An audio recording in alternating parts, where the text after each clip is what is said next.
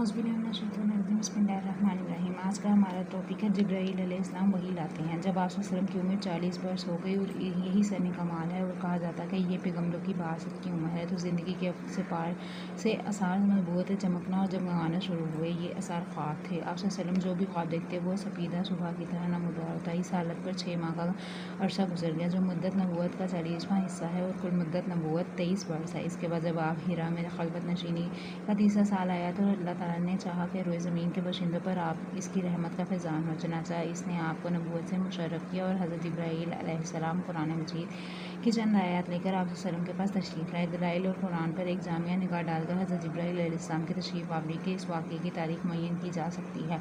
हमारी तहक़ीक़ के मुताबिक ये वाक़या रमज़ानुल मुबारक की 21वीं तारीख़ को 2 शुंबे की रात में पेश आया। इस रोज़ अगस्त की 10 तारीख़ थी और 210 था। कमरी हिसाब से नबी करीम सल्लल्लाहु अलैहि वसल्लम की उम्र 40 साल 6 माह 12 दिन और शमसी हिसाब से 39 साल 3 महीने और 22 दिन की थी।